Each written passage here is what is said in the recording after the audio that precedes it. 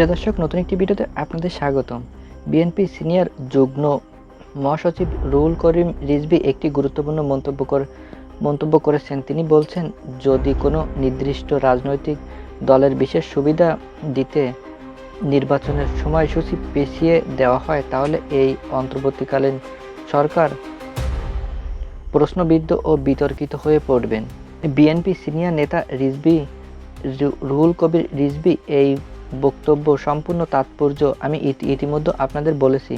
দর্শক বন্ধুরা, বিএনপির ভেতর এখন একটি ভয়ঙ্কর অবিশ্বাস দানা বেঁধে আছেন যে এই অন্তর্বর্তীকালীন সরকার কোনো না কোনো পক্ষের সুবিধা দিচ্ছেন। ডিসেম্বরের মধ্যে নির্বাচন না হওয়ার বিশেষ বিএনপি যে মতামত প্রকাশ করেছেন তার মূলে রয়েছেন এই তা বিএনপি আশঙ্কা এবং প্রতিফলিত করছে। 2 দিন আগে প্রধান উপদেষ্টা জাতির উদ্দেশ্যে ভাষণ দেওয়ার বিএনপি বলছে এপ্রিল মাসে নির্বাচন ঘোষণা করা হয়েছে বিশেষ কোনো পক্ষ বা দলের পরামর্শ বা তাদের খুশি। অথচ বিএনপির বক্তব্য ছিল বর্তমান দেশের 90% রাজনৈতিক দল ডিসেম্বরের মধ্যেই নির্বাচন চান, কিন্তু সেই মতামত গুরুত্ব দেওয়া হয়নি। এতে বিএনপির ভেতরে আস্থা জন্ম নিতে শুরু করেছে। রিজভী আহমেদ বক্তব্য ঘিরে বিএনপির বা কিছু ক্ষোভ থাকলে বিষয়টি পরিষ্কার, বিএনপি চায় ডিসেম্বরের মধ্যে নির্বাচন হোক।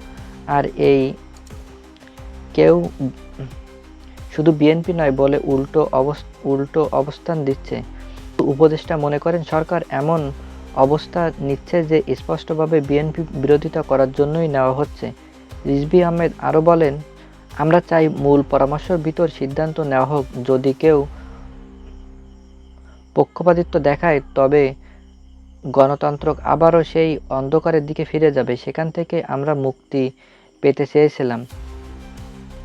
তিনি সতর্ক করে বলেন, যদি সরকারের উদ্দেশ্য হয় কেবল একটি দলের সংগঠন হওয়ার সময় দেওয়া হয় তবে এই সরকার প্রশ্নবিদ্ধ হয়ে পড়বে। বিএনপির মতে এই মন্তব্যগুলো লক্ষ্য হলো নাগরিক পার্টি, এনসিপি ও জামাত। এছাড়া বিএনপি অভিযোগ করছেন, করোনা ভাইরাসের প্রকোপ বেড়ে গেলে অন্তর্বর্তীকালীন সরকার কার্যকর পদক্ষেপ নিচ্ছেন না।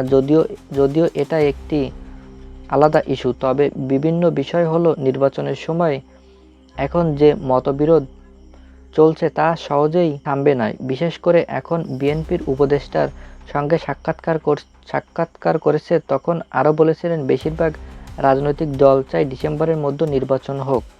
প্রশ্ন হচ্ছে, নির্বাচন ডিসেম্বরের আগে কেন নয়? আবারও এই ডিসেম্বর কেন নয় এপ্রিল মাসে বেছে নেওয়া হলো, যেখানে তখন রমজান মাস, ঈদের আগে সময় চলবে। এপ্রিল মাসের মতো একটি ঝুঁকিপূর্ণ সময় কেন বেছে নেওয়া হলো? কোনো যুক্তি ব্যাখ্যা নেই। এই বিতর্ক এখন দেশে জোরালোভাবে খুব শিগগিরই এর বিতর্ক শেষ হবে কিনা এটি একটি বড় প্রশ্ন। এখন প্রশ্ন হলো, তারেক রহমান যদি লন্ডনে ডক্টর মোহাম্মদ ইউনূসের সঙ্গে সত্যি সাক্ষাৎ করেন তাহলে হয়তোবা কোনো না কোনো সমাধান খুঁজে বের করতে পারে।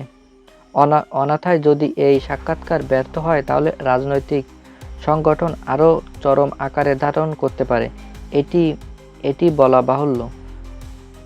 সবাই ভালো থাকবেন, সুস্থ থাকবেন।